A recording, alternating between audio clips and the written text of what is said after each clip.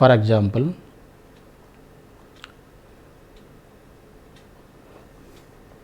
Example 1లో integral sin x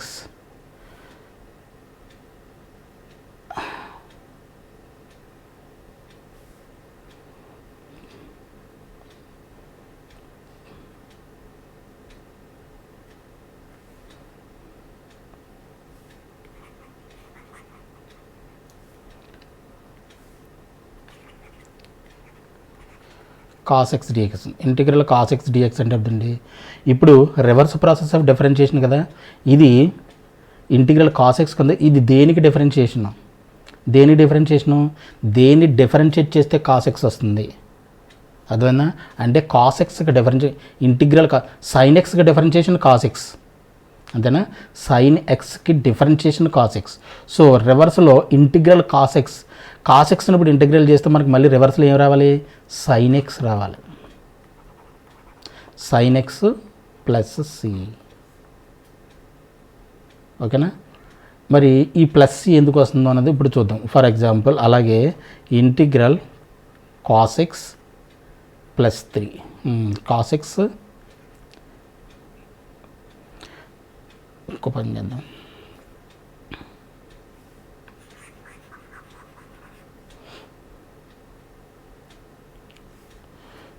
second angle. For example d/dx of sin x is equal to ఏమవుతుంది, cos x. అలాగే d/dx of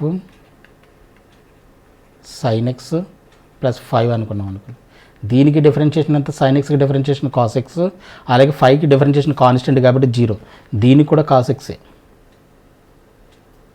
అలాగే d/dx of sin x minus 100 అనుకోండి, దీనికి కూడా differentiation అంతా cos x. ఎందుకు, దీనికి sin x differentiation cos x minus 100 అంటే ఇది కాన్స్టెంట్ కాబట్టి కాన్స్టెంట్కి డిఫరెన్షియేషన్ అంతా 0, అర్థమవుతుందా డిఫరెన్షియేషన్ చేసినప్పుడు. మరి రివర్స్లో మనం ఇంటిగ్రల్ cos x చేసినప్పుడు ఈ ఇంటిగ్రల్ cos x చేస్తే దీన్ని ఇంటిగ్రేట్ చేస్తే sin x వచ్చింది, దీన్ని ఇంటిగ్రేట్ చేసినా మళ్ళీ sin x.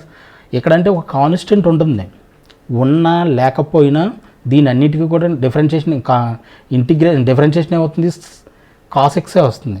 సో రివర్స్లో మనం ఇంటిగ్రేట్ చేసినప్పుడు ఇది ఒక కాన్స్టెంట్ ఉంటుందని చెప్పేసి మనం ఎజ్యూమ్ చేసుకొని దాన్ని ప్లస్ సి అని చెప్పి రాస్తాం, అర్థమవుతుందా? Is it clear? జాగ్రత్తగా అర్థం చేసుకోవాల్సింది ఉంది ఇక్కడ.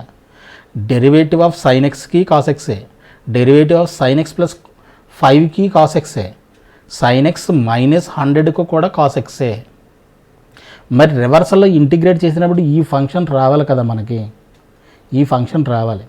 cos x డిఫరెన్షియేషన్ అంటే రివర్స్ ప్రాసెస్లో ఇది రావాలి, రివర్స్ చేస్తే ఇది రావాలి, ఇంటిగ్రేట్ చేస్తే ఇది రావాలి, ఇది అన్నిటికీ ఇది వస్తుందా? మరి cos x డైరెక్ట్గా వదిలేస్తుందో రావట్లేదు కదా. అంటే మనం ఒక కాన్స్టెంట్ని ఎజ్యూమ్ చేసుకొని, ఒక కాన్స్టెంట్ ఉందని చెప్పేసి మనం ఎజ్యూమ్ చేసుకొని ఈ ప్లస్ సి అని రాస్తున్నాం అన్నమాట, అర్థమైందా? ఆ ప్లస్ సి ఆ విధంగా వచ్చింది. అందుకే దీన్ని ఏమంటాం, ఇండెఫినెట్ ఇంటిగ్రేషన్ అని చెప్పేసి అంటాం. డెఫినెట్ వాల్యూస్ కాదు ఇది, ఇండెఫినెట్ ఇంటిగ్రేషన్. అంటే ఇండెఫినెట్ ఇంటిగ్రేషన్లో మనకి డెఫినెట్ వాల్యూస్, పక్కా వాల్యూస్ అంటే పర్ఫెక్ట్ ఎగ్జాక్ట్ వాల్యూస్ రావన్నమాట ఇంటిగ్రేషన్లో, ఇండెఫినెట్ ఇంటిగ్రేషన్. అందుకే దీన్ని ఇండెఫినెట్ ఇంటిగ్రేషన్ అని చెప్పేసి అంటాం, ఓకేనా? sin x ప్లస్ సి ఈ రావడానికి కారణం ఏంటంటే రివర్స్లో దీన్ని ఇంటిగ్రేట్ చేసినప్పుడు ఈ ఫంక్షన్ రావాలి కదా, ఈ ఫంక్షన్ ప్లస్ 0 అంటే సమ్ కాన్స్టెంట్ ఉంది అని చెప్పేసి మనం ఎజ్యూమ్ చేసుకొని ప్లస్ సిని మనం యాడ్ చేస్తాం. అది మెయిన్ రీజన్ ఆ సి రాయడానికి, ఓకేనా? అర్థమైందా? So this is the first point.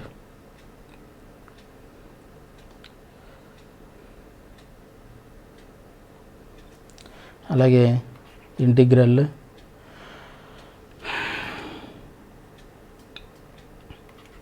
sin inverse x dx ఉందండి. sin ఇన్వర్స్ దేనికి differentiation, 1/√1 minus x² plus C. దీన్ని మనం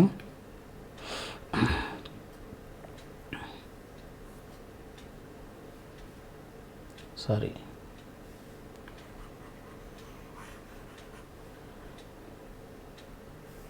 సెకండ్ పాయింట్లో integral 1/√1 - x² dx is equal to, ఇది దేనికి డిఫరెన్షియేషన్? 1/√1 - x² దేనికి డిఫరెన్షియేషను? సైన్ ఇన్వర్స్ ఎక్స్కి, sine inverse x plus C. దీన్నే మనం minus cos inverse x plus C అని చెప్పేసి కూడా రాయొచ్చు. అయితే ఇది ఆర్ ఇది minus cos inverse x plus C. ఎందుకని? డిఫరెన్షియల్ మనకి ఇన్వర్స్ ట్రిగనోమెట్రిక్ ఫంక్షన్స్లో మనం చెప్పాను,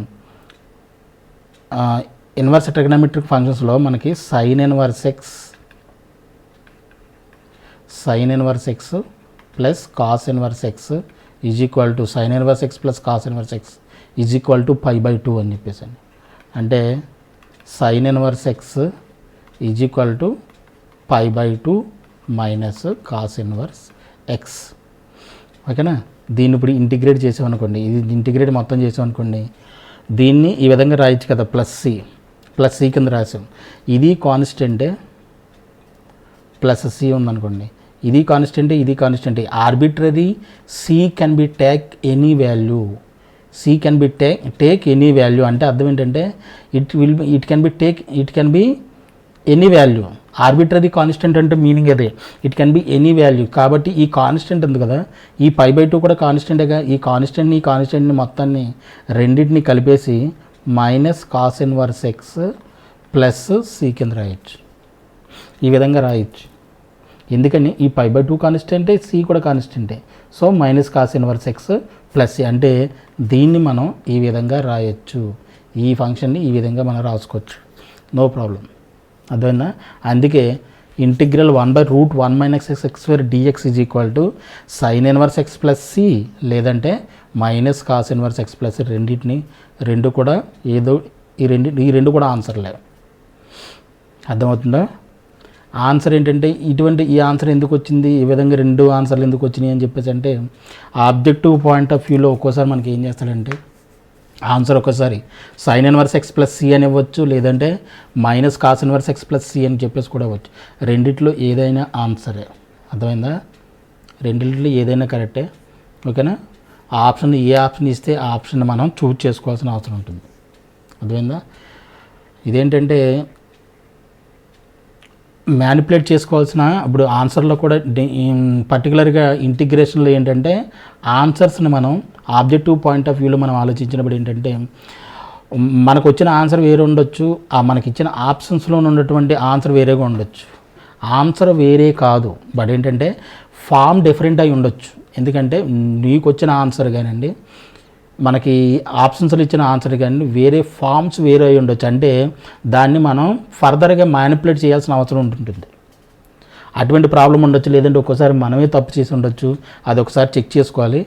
ఇఫ్ అన్ని రకాలుగా మనం కరెక్టే అని చెప్పేసి అనుకున్నప్పుడు మాత్రం ఇంకొక డిఫరెన్స్ ఇంకోటి ఏదై ఉండొచ్చు, ఈ విధంగా ఫామ్ చేంజ్ అయి ఉండొచ్చు. అంటే నీ ఆన్సర్ని ఫర్దర్గా మనం మ్యానిపులేట్ చేస్తే మనకి ఆప్షన్స్లో ఉన్నటువంటి మనకి ఆన్సర్కి మ్యాచ్ అవుతుంది, డెఫినెట్గా అయ్యే అవకాశం ఉంది. అటువంటి రీజన్స్ కూడా మనకి ఉంటాయి. ఏ విధంగా అంటే ఈ విధంగా ఇప్పుడు మనం చెప్పాం కదా, ఈ విధంగా సైన్ ఇన్వర్స్ ఎక్స్ ఆన్సరే దీనికి, మైనస్ కాస్ ఇన్వర్స్ ఎక్స్ కూడా ఆన్సర్ అని చెప్పేసి అన్నాం కదా. ఈ విధమైనటువంటి రీజన్స్ కూడా ఉండొచ్చు. కాబట్టి మనం ఏంటంటే answers should be very, if answers ఏమైనా డిఫరెంట్గా ఉన్నప్పుడు ఏంటంటే దాన్ని మ్యాచ్ చేయడానికి మనం ట్రై చేయాలి. Particularly in the point of objective point of వ్యూలో మనం కొంచెం జాగ్రత్తగా ఉండాలి ఈ ఆన్సర్స్ విషయంలో. ఓకేనా? సో ఈ ఇండెఫినెట్ ఇంటిగ్రేషన్లో ప్లస్ సి అనేది కంపల్సరీ రాయాల్సిందే. మన ఆన్సర్లో రిఫ్లెక్ట్ అవ్వాలి డెఫినెట్గా. సైన్ ఎక్స్ ప్లస్ సి, ఇది ఏ ఆన్సర్ వచ్చినా ఆన్సర్ ప్లస్ సి ఇది రిఫ్లెక్ట్ అవ్వాలి. లేదంటే మనకి బోర్డ్ ఎగ్జామ్స్కి సంబంధించి మార్క్స్ కూడా డిడక్ట్ చేసే అవకాశం ఉంటుంది. కాబట్టి ఈ ప్లస్ సిని మర్చిపోకుండా కంపల్సరీ రాయాల్సిందే. ఓకేనా? This is the example point 2 అనుకోండి. ఓకేనా? This is the point. Now